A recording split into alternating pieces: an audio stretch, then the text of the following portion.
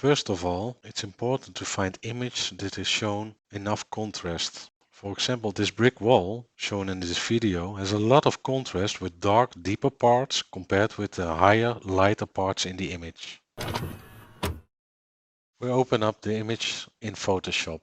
And in Photoshop, we're gonna edit this file and make it in grayscale. Go to Image Mode Grayscale and set it up that you will see only the gray tones. After this, you even adjust the contrast by using exposure or contrast light and darker to set up more depth in your image. So if you are done with the contrast settings and you're happy with the result, you can now save the file by using File, Save As, and then save as a grayscale TIFF. Let me tell you a little bit about the big benefit about Rasterlink 2.5D Texture Maker. The biggest thing is that you don't have to save that many files. So in the past we need to create layers in Photoshop and make a different types of layers up till 17 layers, load them up in Rasterlink, set them all up into Clear Liquid, build them up, combine them and printing. This will take you a couple of hours to create a file like this. And now for the new Mimaki Rasterlink 2.5D Texture Maker, you only have to create two files. So the grayscale file and the color file.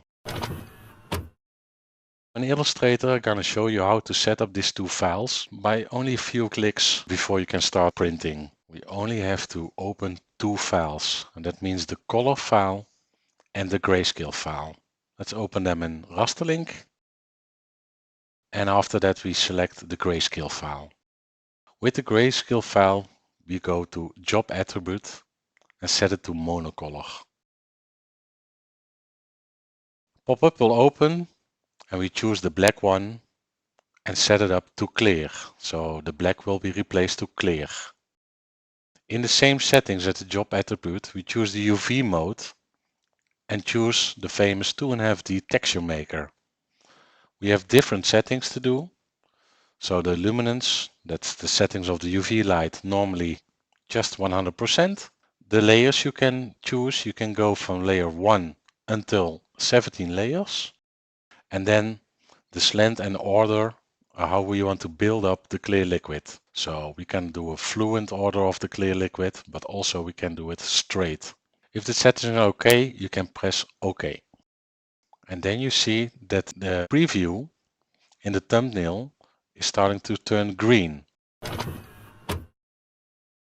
Important to know in Rasterlink, especially in the 2.5D Texture Maker, is that the images automatically will be inverted. So the darkest parts in the colors will be less clear liquid and the lighter parts will be built up as an embossing. If you want to have it another way around, so the darker parts need to be the highest parts, you need to invert the image in Photoshop and save it again as a TIFF in order to get this result. So we now choose the color layer and to set white underneath for the base layer.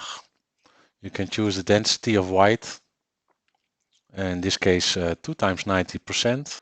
You can choose whole image or valid pixel. In this case we want to have underneath the whole image covered with white. Then we can do the execution and then the white layer will be underneath the color layer. This is done separately now because we want to print the texture layer first. Check if the texture is nice and high enough. And then afterwards we can print the white and color layer to finish it up. You can also, and I will show it afterwards, combine all the layers together and print it at once. So we're going to set up the profile for the texture layer. Choose which material you're going to use, the resolution and the quality.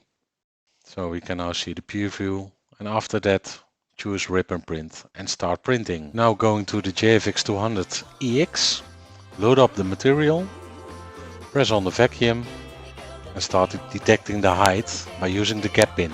It will automatically detect the height, and after pressing enter and remote, the job starting to print. In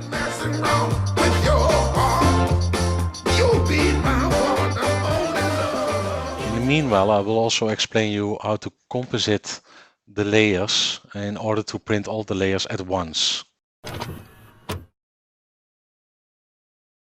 So if you go back to Rasterlink, select all 3 layers, go to the icon composition, and then you can choose the order of printing.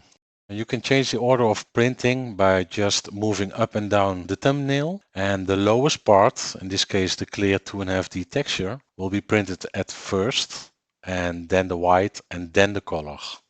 After finishing, you press composite, say yes, and then everything will be arranged together as one job. Now if you start rip and print, the job will be printed immediately, all the layers at once, without any interference with the machine at all.